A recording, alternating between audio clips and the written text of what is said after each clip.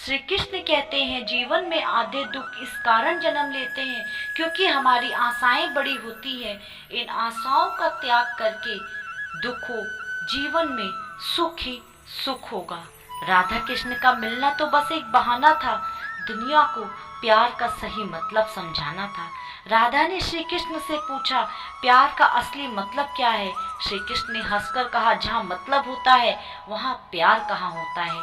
जीवन ना तो भविष्य में है ना ही अतीत में, जीवन तो बस इस पल में है, केवल इस पल में।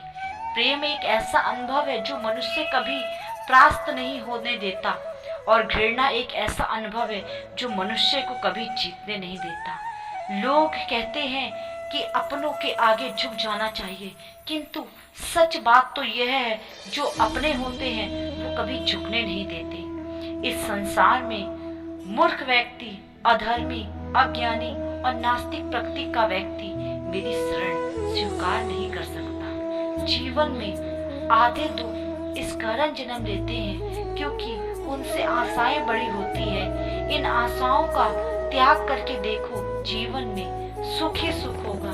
जो दूसरों की तकलीफों को समझते हैं, जिसमें दया है, दिल से अच्छे हैं, उन्हें दोबारा जन्म लेना नहीं पड़ता।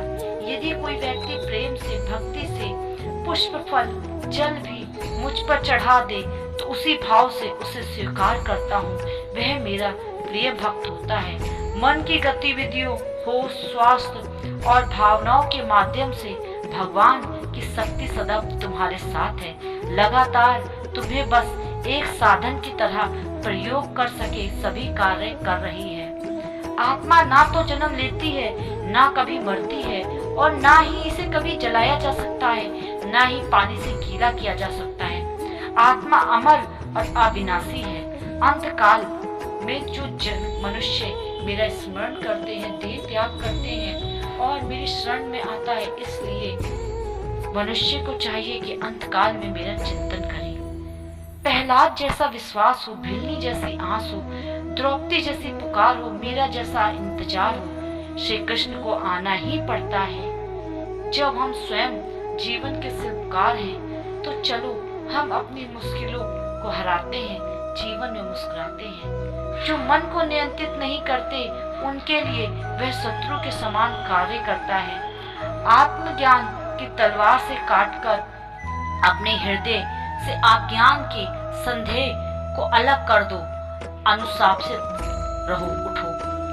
मान अपमान, लाभ हानि, खुश हो जाना, दुखी हो जाना, यह सब मन की शरारत है। लोग आपके अपमान के बारे में हमेशा बात करेंगे।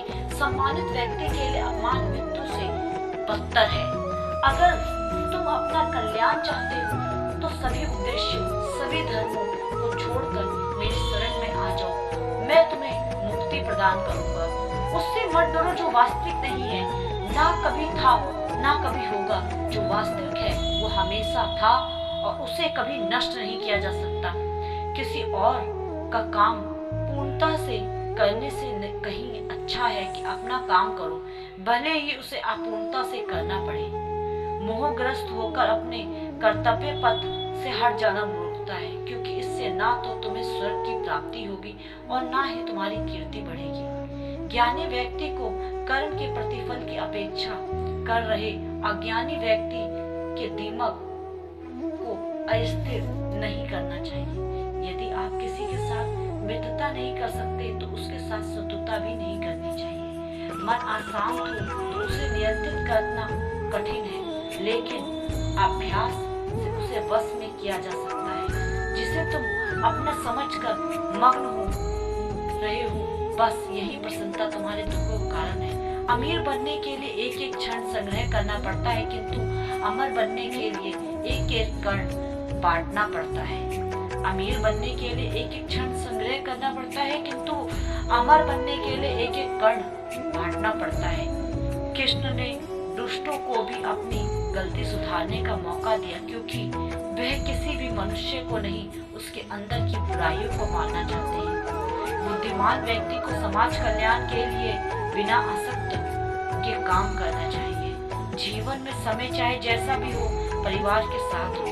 सुख हो तो बढ़ जाएगा और दुख हो तो बढ़ जाएगा। ज्ञानी व्यक्ति के कर्मों के प्रतिफल की अपेक्षा कर रहे अज्ञानी व्यक्ति के दिमाग को स्थिर नहीं करना चाहिए। एक बार माफ करके अच्छे बन जाओ, पर दोबारा उसी इंसान पर भरोसा करके बेवकूफ कभी न बनना। हे अर्जुन, मैं भूत, वर्तमान और भविष्य के सभी प्राणियों को जानता हूँ, किंतु वास्तविकता में कोई मुझे नहीं जानता। बहुत विनम्रता चाहिए रिश्तों को निभाने के लिए। छल कपट से तो सिर्फ महाभारत रची जाती है। अपने कर्म ही आपकी पहचान है, वरना एक नाम के हजारों इंसान हैं। जो इस लोक में अपने काम की सफलता की कामना करते हैं, वो देवताओं की पूजा करते हैं।